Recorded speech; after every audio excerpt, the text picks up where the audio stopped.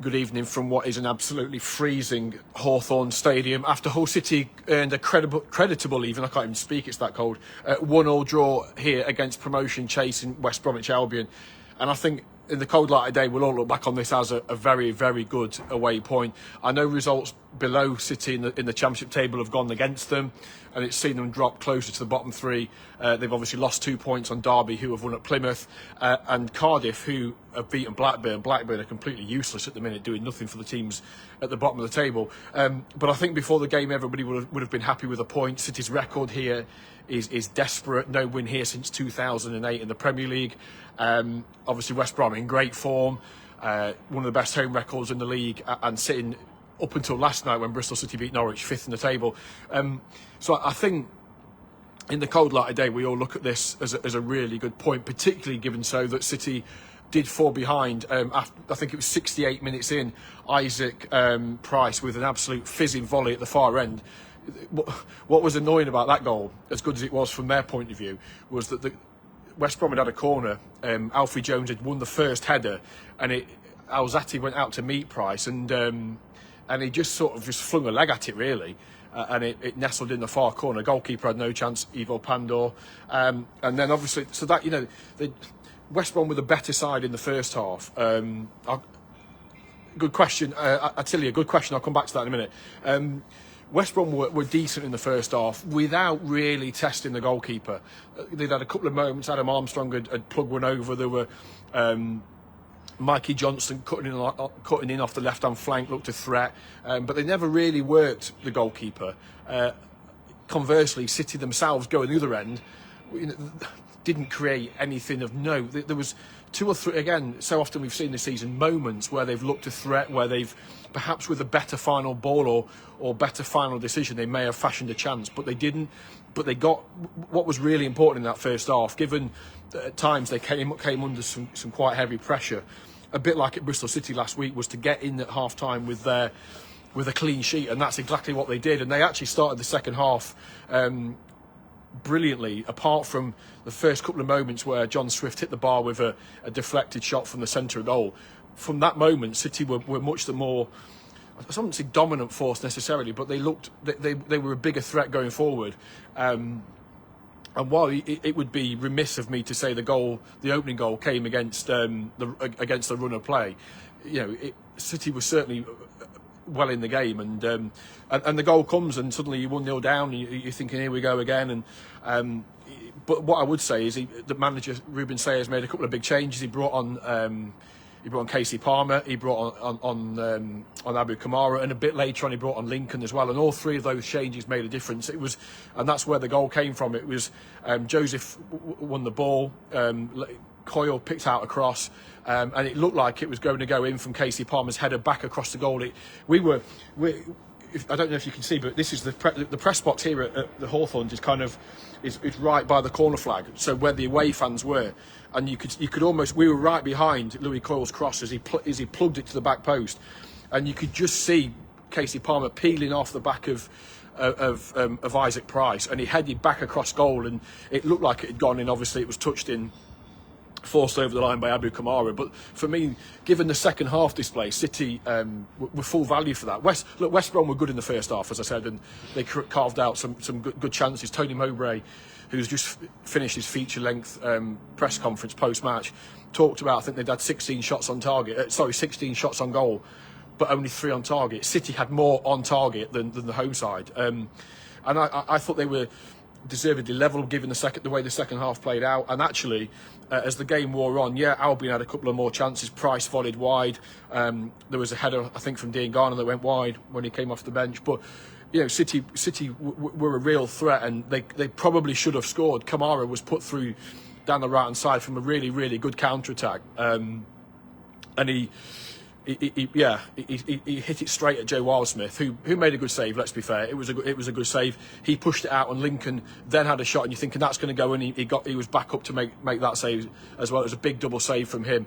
But I think Abu will be going home on the bus tonight thinking, I probably should have scored that. And I mean, to have come from a goal down to win here would have been sensational. But as I say, I always think pretty much everywhere in the Championship, at any point in the season, you respect the point. And given where City are, given the fact that, and we shouldn't forget that they have got 7 big players out injured tonight as well. Puerta, I thought in the middle of the park was a miss. Regan Slater came in for him, but you've got a lot of key players out. Obviously, no João Pedro again today. So to come here and to go home with a point in the pocket, as I say, I think that is a really good point. And what happens elsewhere happens. City can't affect that. City can't affect what Derby do at Plymouth. Whether Derby go 2-0 up and Plymouth come back to 2-2 and Derby win 3-2, or Blackburn lose at home to Cardiff City or whatever. They can't affect anything else. All they can, and it's a cliche, but all they can focus on is what they can do. And that's now 4 games unbeaten. That's now 1 defeat in 7 for Hull City. I think, you have to take the little signs of positivity. And yes, they started the day 5 points ahead of safety. They're finishing it 3 points ahead of safety. But I think you have to look at the bigger picture and go, actually, that's a terrific away point. When you look at the fixture list in the remaining 8 games, Coventry now at home next month is the highest placed team coming to either to the MKM Stadium or City have got to go to. So I think, that is, the fixture list looks, I say, favourable, but they've got games. Obviously, the next one is Luton at home. They've got Derby to come. They've got games coming up that look okay on paper, and I think they're doing enough in games. They're looking okay. They look solid. They're grafting. They're fighting. They're showing a lot of character. We saw it in midweek against Oxford to go a goal down and come back and win 2-1.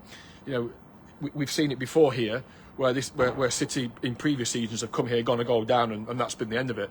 And I think we saw it with Portsmouth here not too long ago at the Hawthorns. I think they conceded 5. So it's a mark of where they're at, the progress they're making, the resilience, the fact that people are coming off the bench and making a change. Casey Palmer has been out for 3 months, but he came off the bench against Oxford. Delightful little touch for Joffrey to score the equaliser. His header back across goal today. Abu Kamara scores. So despite all their injuries, despite all the players that are unavailable, they've still got players on the bench that they can turn to that are coming on and making a difference, and that's a real positive. And so, I think there's always an element of frustration when you don't win a football match, but I think you have to take it at face value and go, actually, this opposition are in real good form. And this was a really difficult away game, particularly without João Pedro, particularly without Puerta. And take the point. Louise, and there's one or two, so I can see Louise questioning the referee, and I can see one or two other people questioning the referee as well. Jeremy Simpson, was the referee today. Interestingly, today was, I think, his 11th game. His first game was only in January, which is quite unusual, obviously, given the fact we're now mid-March and a referee's only taken charge of now 11 games. I thought he was a bit hit and miss. There was one in the first half. He booked Regan. I don't know why he did that. He booked Alfie Jones second half. I didn't think it was time wasting personally, but I bow to his greater knowledge. I just didn't think he was anything special today, to be quite honest. But I wouldn't say he was any worse for City than he was for West Brom, if I'm brutally honest. I think he was just a bit, as so often we see in referees at the minute. I don't know what the crack is, but they've not been great. That said, I thought Josh Smith in midweek against Oxford was okay. I'm not saying he's great.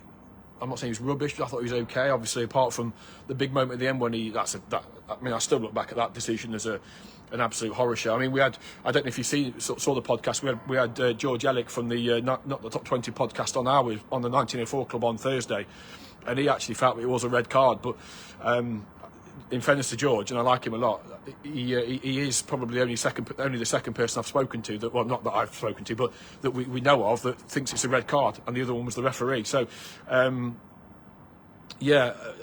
thought Gus was a big miss today, but at least they get him back for the game against Luton Town in 2 weeks' time. That is it. And I think that the other thing to bear in mind, it's also important as well that when you go into an international break, any point in the season, you go into it with a decent result. I don't know if it really means anything, but I think it just lifts the spirit a little bit when, particularly in City's situation at the bottom of the table, they're going into it on the back of a positive result. If they have lost here today, and then you look at all the other results, suddenly you're looking over your shoulder a little bit more, and you're like, oh no, here we go again.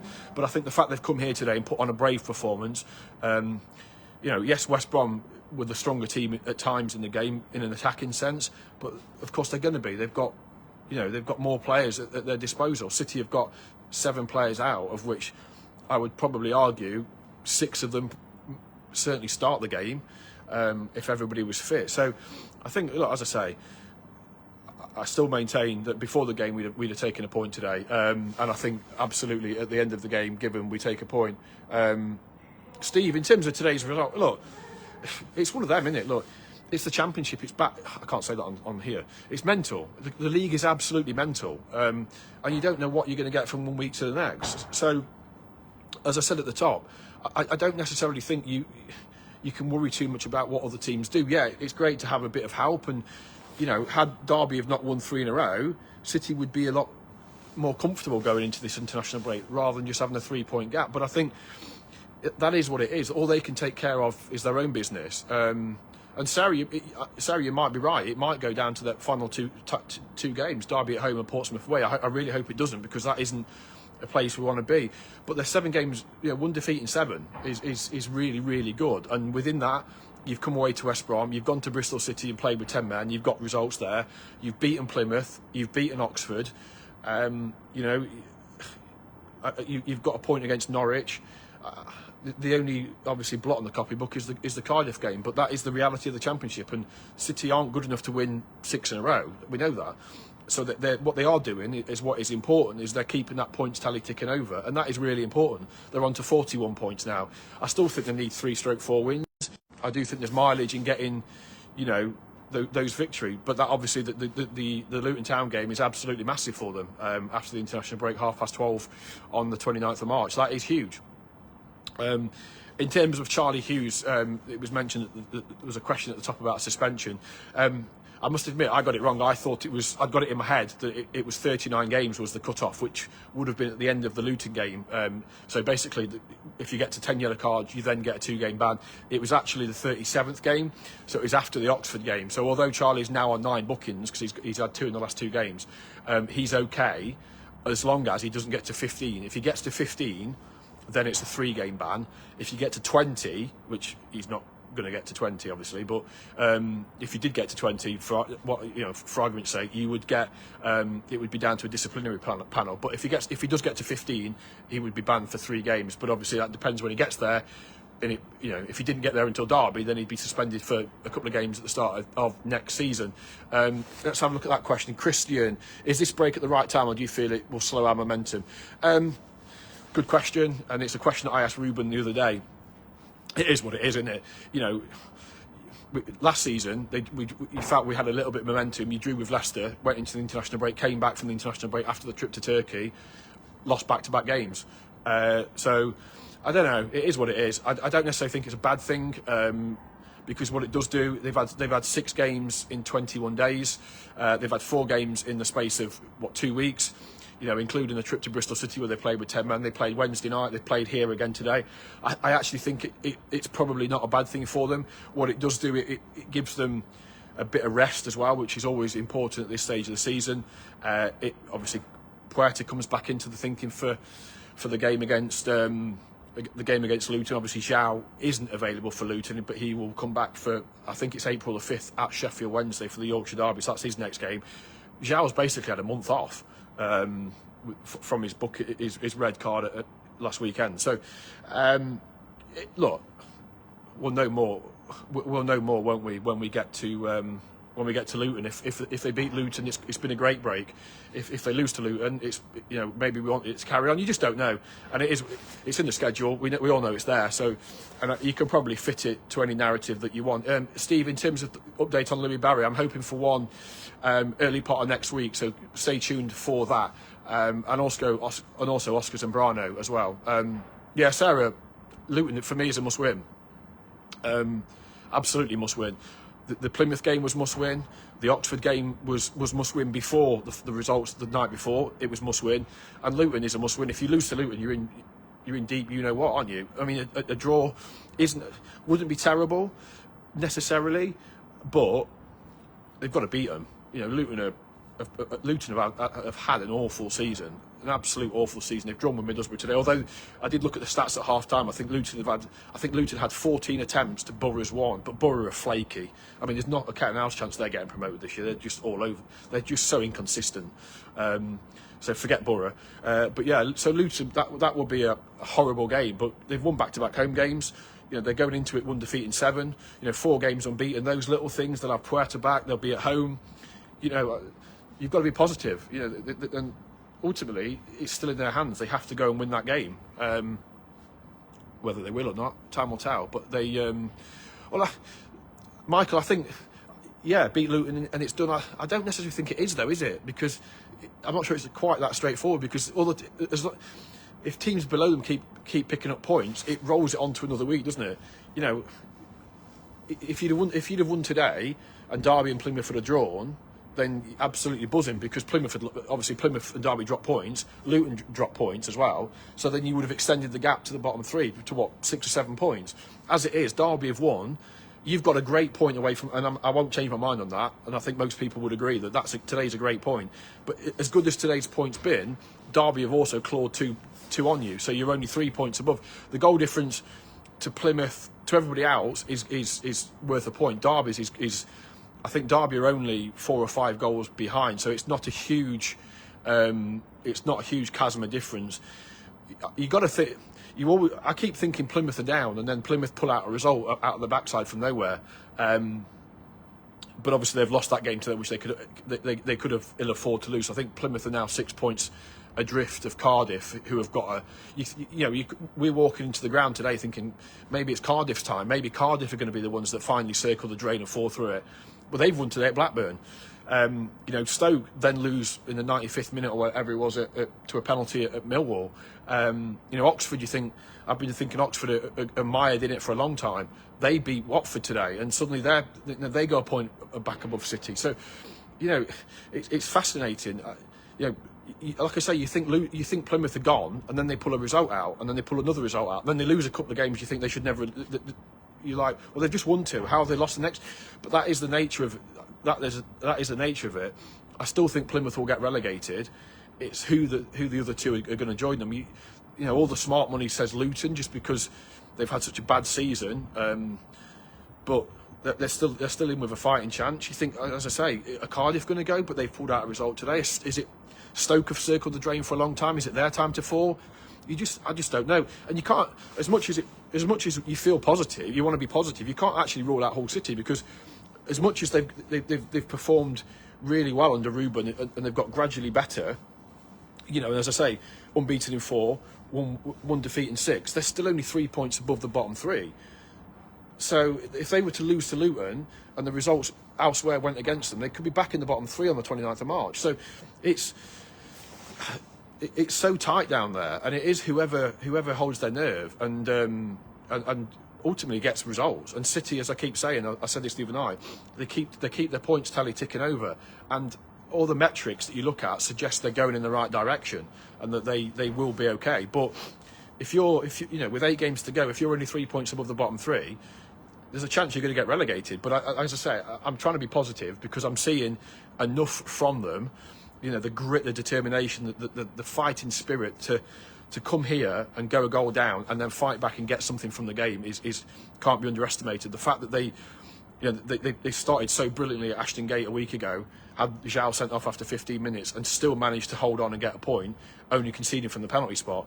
You know, those sort of things are really good. And I think if you look back before the Plymouth game, after that Cardiff shambles, and you go, well, you're going to beat Plymouth, you're going to get a point at Ashton Gate, you're going to beat Oxford, and you're going to get a point at West Brom. I think most people realistically would have snapped your hand off, he probably wouldn't admit it publicly, but I bet Ruben would as well. Obviously, Ruben and the players come into every game believing they can win the game, and rightly so.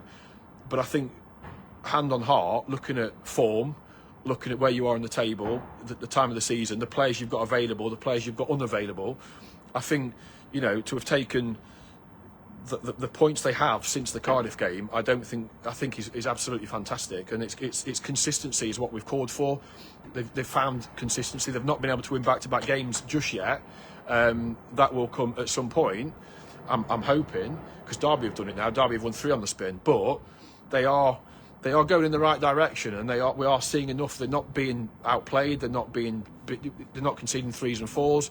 You know, they're in every single game, and if they fall behind, they're now showing a level of character to get themselves out of the muck and get them a positive result, as we've seen in the last 2 away games, which are really hard away games at Ashton Gate and the Hawthorns, and it's worth pointing out as well. You know, City's record at Ashton Gate was absolutely terrible. I think they'd lost the last 4 or 5 visits, hadn't won there since 2012.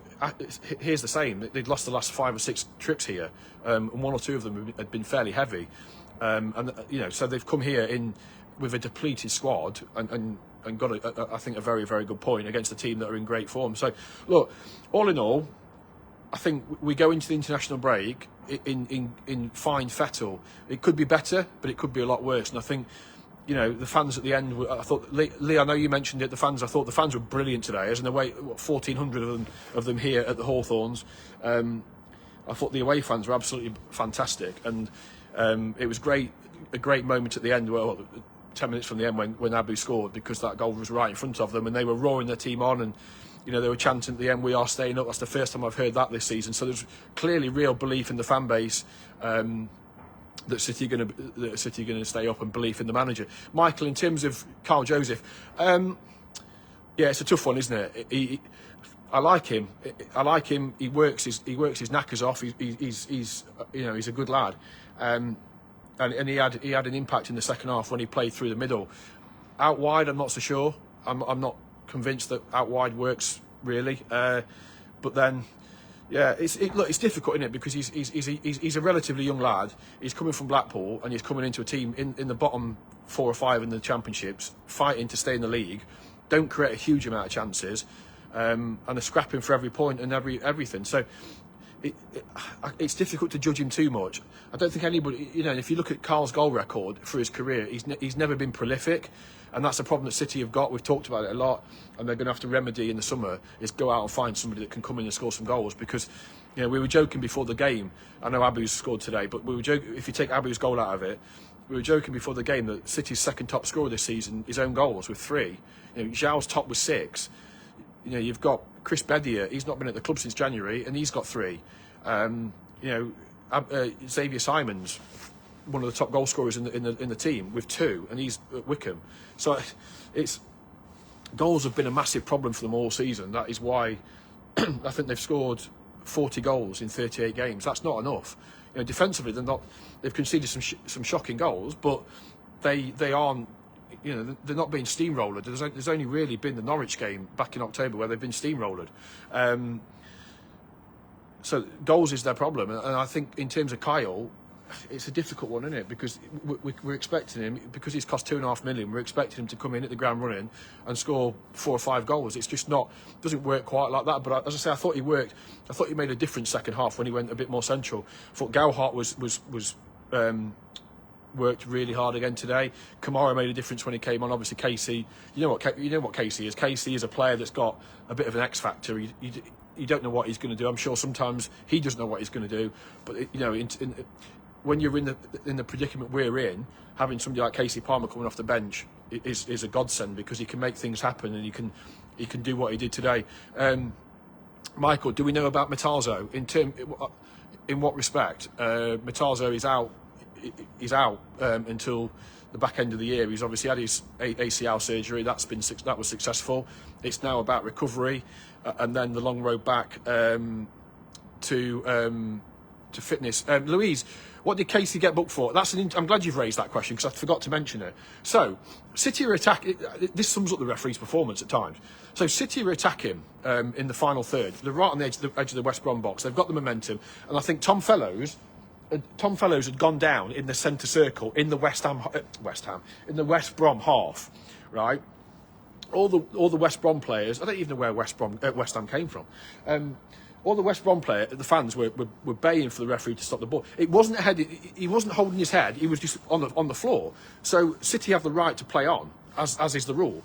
But then the referee stops the play, runs over to Fellows. Then he's down for ages. Palmer's furious. Eventually, the Albion Albion medics come on and see to him, but then the referee does no more than picks the ball up and brings it to this end here and gives it Wildsmith, the goalkeeper, and allows West Brom to play on. And it's like, it was like I've had a bang on the head or something, because City had got the ball, you know, probably 5-10 yards from the D, and in an attacking position, and they're attacking. They've got West Brom on the rack, and then the referee stops it. But he doesn't. It's not like, okay, he stopped it because the player's down. He decides eventually he needs to give him treatment. I can get on board with that eventually, because if there's something wrong with the player, he needs to be seen. Okay, fine. But then give the ball back to City. Give them the restart just inside their half and let them go again. But the fact he gave it back to the goalkeeper is mind-boggling, and that is what Louise Casey got booked for basically telling the referee that was an incompetent piece of play, and it absolutely was. And to be honest, I was furious in the press box. You're supposed to try and keep a calm head in the press box. Press box etiquette. It's really hard, particularly at this stage of the season where everything means so much. There's so much riding on every kick of the ball, every decision, and that was an absolute howler from the referee. So that's what Casey Palmer got booked for. He got booked. Alfie Jones got booked. I think Gowhart got booked.